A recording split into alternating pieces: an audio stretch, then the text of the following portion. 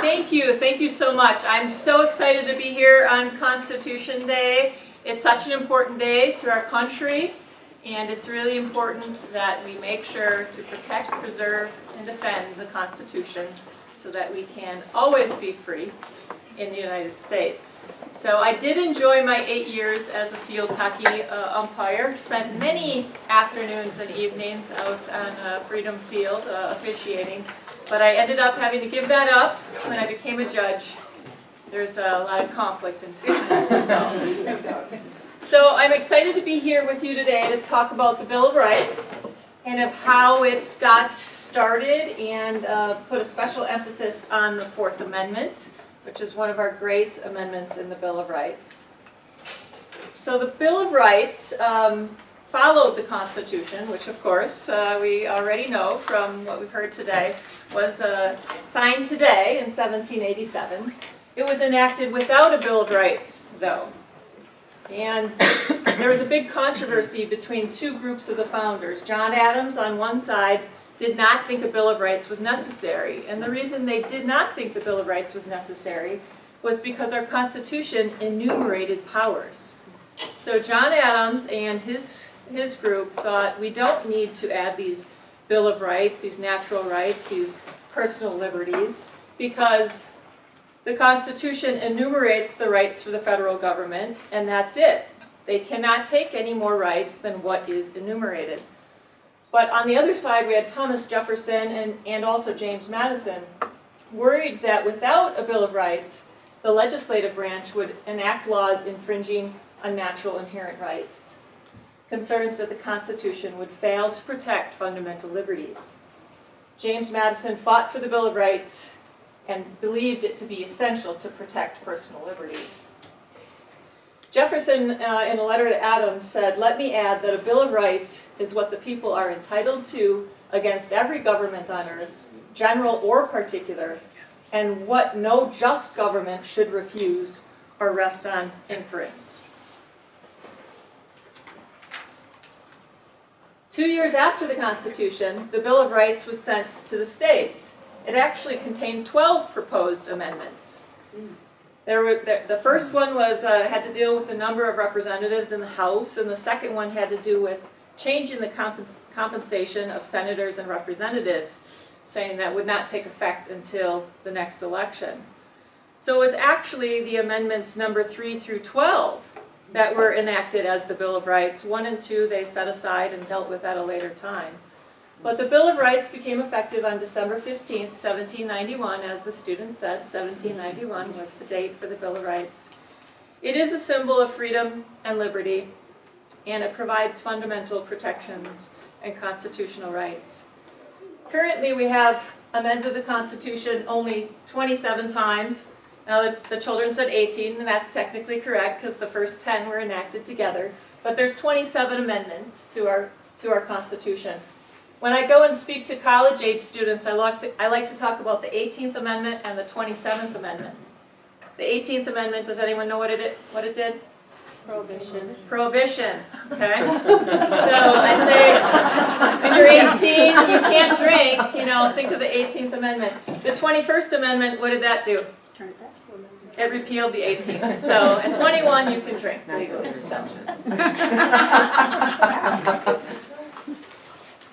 Now, Patrick Henry, who was a very important historical figure, said this about the Constitution. The Constitution is not an instrument for the government to restrain the people. It is an instrument for the people to restrain the government, lest it come to dominate our lives and interests. And in Wisconsin, we actually enacted into our Wisconsin Constitution, something similar to this. Article 1, Section 1 of the Wisconsin Constitution says that all people are born equally free and independent and have certain inherent rights. Among these are life, liberty, and the pursuit of happiness. To secure these rights, governments are instituted, deriving their just powers from the consent of the governed. So both Patrick Henry and our Wisconsin Constitution talk about governments exist to secure our rights, not to infringe upon them. Linda encouraged you to read the Constitution every year on this day. I also encourage you to read the Wisconsin Constitution on this day. The Wisconsin Constitution has several areas that it protects in a different way, in a greater way than the federal Constitution does, including religious liberties. It protects the right to hunt and fish. And as I just read, it incorporates what was really part of the Declaration of Independence into the Wisconsin Constitution. So we're going to go through all 10 amendments, and then at the end we're going to focus a little bit more specifically on the Fourth Amendment.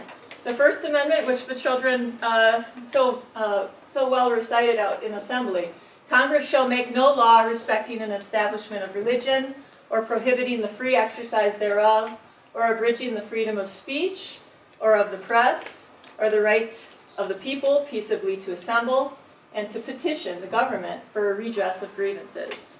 So that's the First Amendment. It's a pretty well-known amendment. We think of it mostly about freedom of religion, freedom of speech, freedom to assemble, freedom to petition, and freedom of the press. I highlighted Congress here because this amendment specifically refers to Congress or the government. Congress shall make no law. So when my teenager came to me and I told him we don't say those things in our house, he said, "What about my First Amendment rights?" And I said, "I'm not Congress, I'm mom." So you feel free to use that at home. The Second Amendment: a well-regulated militia being necessary to the security of a free state, the right of the people to keep and bear arms shall not be infringed. Of course, this is the Second Amendment so often talked about, and in recent years, after a long time, it was kind of debated whether or not this was an individual right based on the language, and Justice Scalia, who has since passed, wrote a very important opinion saying that this is an individual right. There are some restrictions. States do put restrictions on it. Wisconsin and most of the other states prohibit the possession of a weapon by a felon. So if you're convicted of a felony. The Third Amendment, no one really knows too much about because we don't really see it in action in these days. But it says, "No soldier shall in time of peace be quartered in any house without the consent of the owner, nor in time of war, but in a manner to be prescribed by law." So this amendment was important to the colonists and the Americans at that time because British soldiers were forced upon them and forced to live in their homes without their permission or their consent. The Fourth Amendment, one of my favorite amendments: the right of the people to be secure in their persons, houses, papers, and effects against unreasonable searches and seizures shall not be violated, and no warrants shall issue but upon probable cause, supported by oath or affirmation, and particularly describing the place to be searched and the persons or things to be seized. This is an important amendment. It was really important to the colonists and the first Americans because, what we're going to talk about later, they really could be forced to open their homes to search without any basis whatsoever, and a lot of other things that we'll get to when we finish through the other amendments here. So the Fifth Amendment: no person shall be held to answer for a capital or otherwise infamous crime unless on a presentment or indictment of a grand jury, except in cases arising in the land or naval forces or in the militia, when in actual service in time of war or public danger, nor shall any person be subject for the same offense to be twice put in jeopardy of life or limb, nor shall be compelled in any criminal case to be a witness against himself, nor be deprived of life, liberty, or property without due process of law, nor shall private property be taken for public use without just compensation. The Fifth Amendment has a lot of things in it. What you think of when you normally hear the Fifth Amendment is, "I plead the Fifth." That's people saying, "I'm not going to testify against myself, I'm not going to be a witness against myself, I can't be forced to incriminate myself." That's kind of the most common thing about the Fifth Amendment. But it also provides some other very important protections. You cannot be twice put in jeopardy. So if you are acquitted, having been charged with a crime, you go through the trial and you're acquitted, you're found not guilty, they can't retry you because that's called double jeopardy. You cannot be deprived of life, liberty, or property without due process of law. So the due process, which we hear a lot about, first appears in the Fifth Amendment.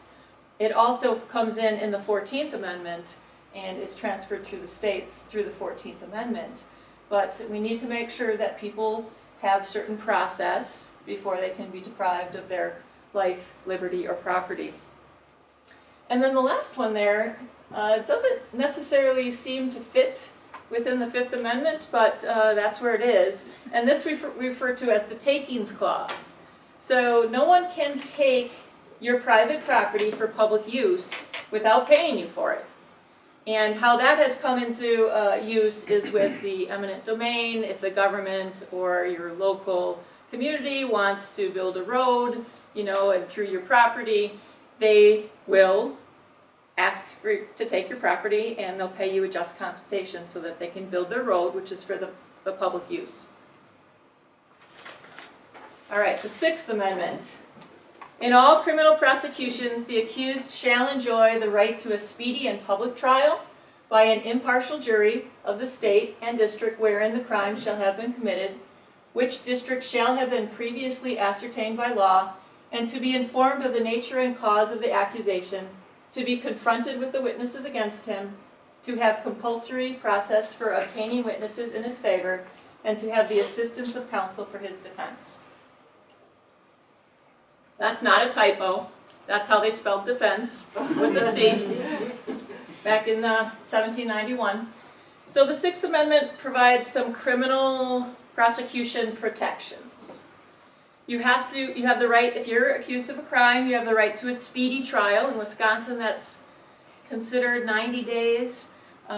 We had a lot of issues with that during COVID because they canceled all the trials, and so there's a lot of issues with that. Now, the justice that I worked with, Justice Rebecca Bradley, she was very concerned about how COVID and the orders that were coming out impacted speedy trial and these rights, but she was in the minority, so majority rules at the Wisconsin Supreme Court. You also have the right to a public trial, so they can't close the doors when they're having a trial. The public has the right to come in. This was also an issue with respect to COVID. And so one of the things courts did was had the Zoom, I Zoomed, and that way they were able to satisfy the public requirement of the Sixth Amendment by allowing people to view it by Zoom. Impartial jury, that's very important. You can't have someone sitting on a jury who has a bias against you and is going to not listen to the evidence and just convict you because they don't like you or they think you're guilty. The Confrontation Clause is something that is very important too, because that was something the first Americans and the colonists did not have the benefit of. Someone could accuse you of a crime and then you couldn't question them. They just took their word that you were guilty. And so the Confrontation Clause requires witnesses to come in so that you have the opportunity to face question them about why they say you committed this crime. And then, of course, the right to a lawyer. This is criminal cases, right to a lawyer, and that has been interpreted to mean the right to effective representation. Not just any lawyer, but one who will be effective. The Seventh Amendment is also one that's not really well known. In suits at common law, where the value in controversy shall exceed $20, the right of trial by jury shall be preserved, and no fact tried by a jury shall be otherwise re-examined in any court of the United States than according to the rules of the common law. This really has been interpreted to mean in civil cases, you get a jury trial if you want one. You can opt out and just do a trial to the judge, but most people prefer to have a jury trial.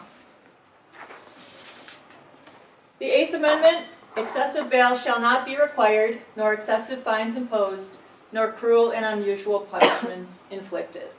And most people know the Eighth Amendment as prohibition against cruel and unusual punishments. And that can be an excessive fine. That's been interpreted to be cruel and unusual. But what they were trying to avoid here with this one were some of the just horrific punishments that were going on, including ripping out your tongue, cutting off your nose, boiling to death, burned alive, disemboweled. That's what we're talking about when we're talking about cruel and unusual. Death alone is okay as long as it's not torturous, if it's administered swiftly and humanely. The Ninth Amendment. The Ninth Amendment says the enumeration in the Constitution of certain rights shall not be construed to deny or disparage others retained by the people. Now, I talked at the beginning about the debate between John Adams and Thomas Jefferson and James Madison. John Adams' concern about the Bill of Rights was, if we list these rights, it's going to look like there's no other rights, and we can't possibly list all of the rights. And so they added this Ninth Amendment as a compromise, which specifically says, just because we're listing these rights doesn't mean that no others exist, but the other ones are retained by the people. The federal government doesn't get them. The rights that we're not listing here, they're the rights of the people.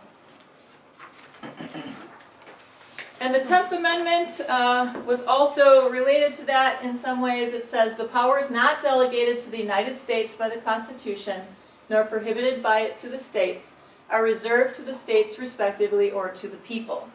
So I talked in the beginning about the federal government and the Constitution. It lists what the federal government can do, and it delegated what the federal government could do. And the 10th Amendment is a double protection to make sure that any powers that weren't listed in there, they're reserved to the states and the people, to try and limit the power of the federal government. James Madison talked about the powers that were delegated being few and defined, and the powers that remained are numerous and indefinite. So that was meant to restrict the federal government. So I put a little cheat sheet together for you, which is probably something you shouldn't do in a school, make a cheat sheet, but it's 1 through 10. You know, the First Amendment talks about freedom of speech, religion, press, assembly, petition. Second Amendment is the freedom to own a gun. Third Amendment, you can't be forced to have soldiers live with you. The Fourth Amendment, freedom from unreasonable search and seizure. Your home is your castle. The Fifth Amendment, right against self-incrimination, double jeopardy, protects due process and the taking of property.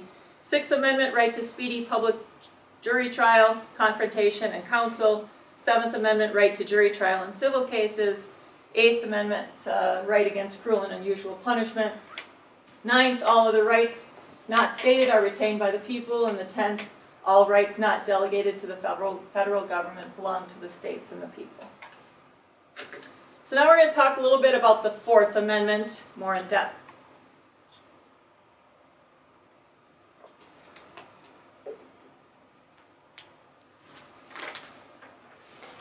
The Fourth Amendment really was an embodiment of the idea that one's home was their castle.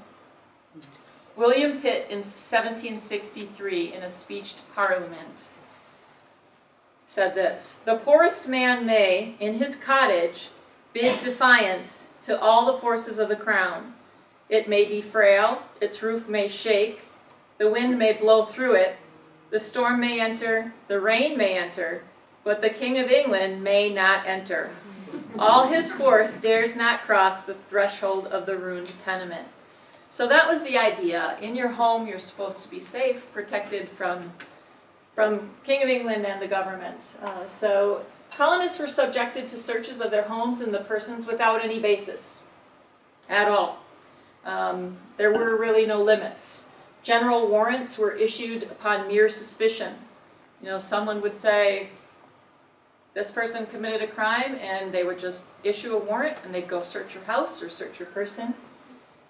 The kind of modern day equivalent of that would be someone said something on Facebook, and then a warrant was issued, and they went into your house.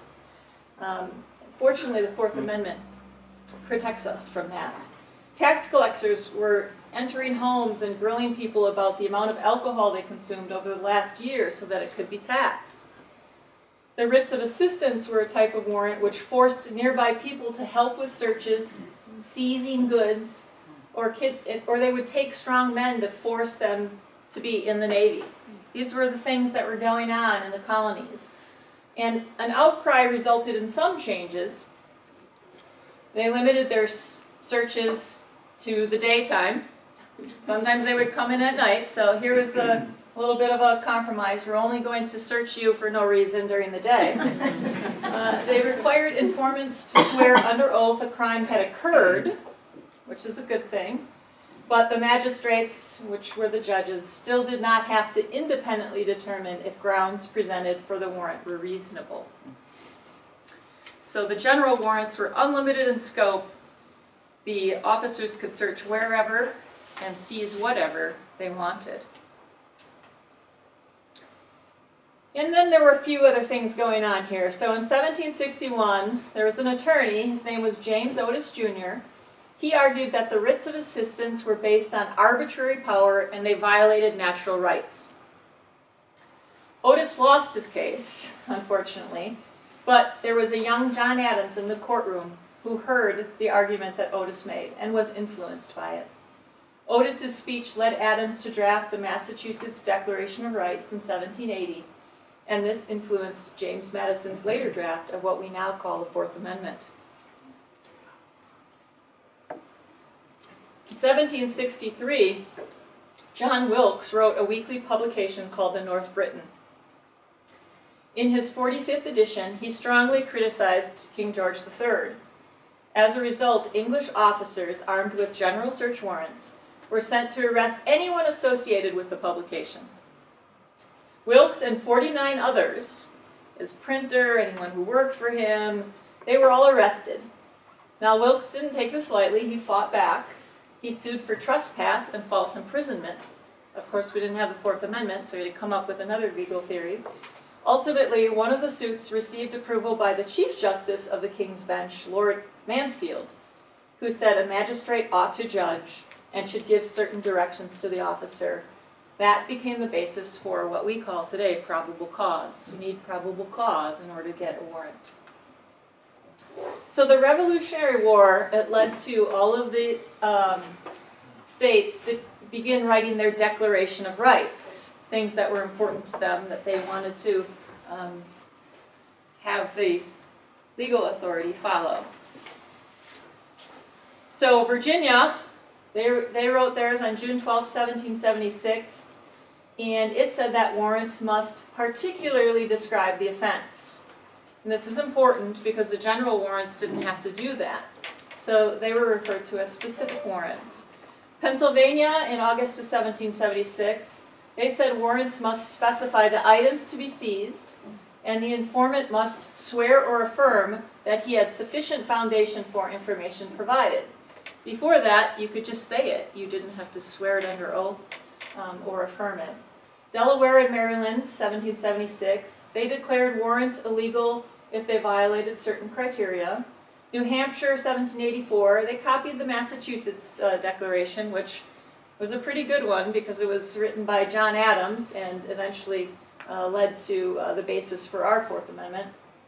It contained the phrase, "the right to be secured from all unreasonable searches and seizures of his person, his houses, his papers, and all his possessions." And it required a sworn statement. James Madison worked from the Massachusetts Declaration of Rights to come up with the actual text of our Fourth Amendment.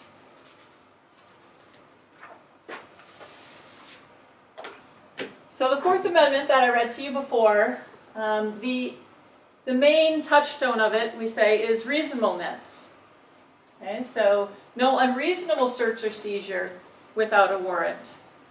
So if the police act reasonably, it may not be a violation of the Fourth Amendment. Over the years, we've developed many exceptions to the Fourth Amendment.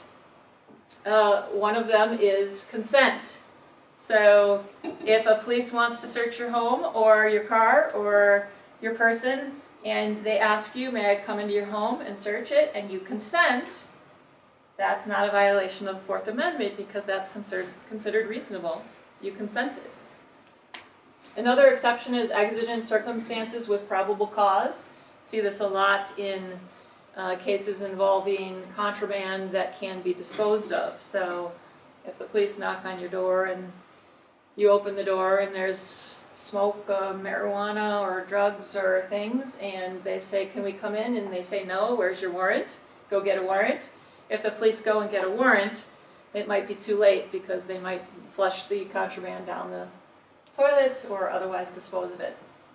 Search incident to arrest. This is an exception that's used when you're being arrested.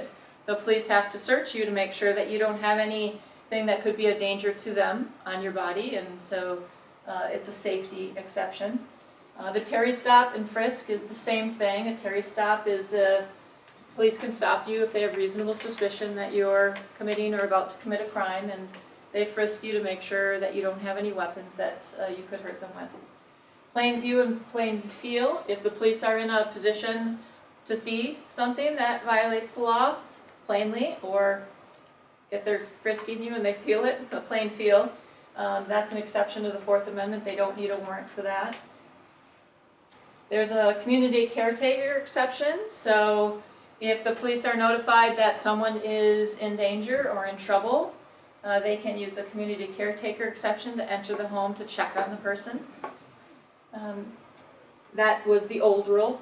Now, just recently, earlier this year, the United States Supreme Court issued an opinion called Caniglia versus Strom that said the community caretaker exception does not apply to the home. Home is your castle. So the community caretaker exception can still be used, but it's only with respect to an automobile. And then there's two pretty recent Supreme Court cases on the Fourth Amendment I thought I would mention. The first one is Riley versus California. This case said that cell phones hold all the privacies of life. So police generally may not, without a warrant, search digital information on a cell phone seized from an individual who has been arrested. Police in the past were using the search incident to arrest and some other, plain view to look at cell phones. And this case from the United States Supreme Court said you need to get a warrant. You want to look at somebody's cell phone, you need to get a warrant. Cell phone isn't something that can easily be, destroyed, and even when they try, sometimes they can recover that data, but they will sometimes seize the cell phone. They just won't look at it till they have a warrant. Carpenter versus United States is a case that talks about whether obtaining cell site records that your cell phone pings on as you move around, whether or not that is subject to the Fourth Amendment.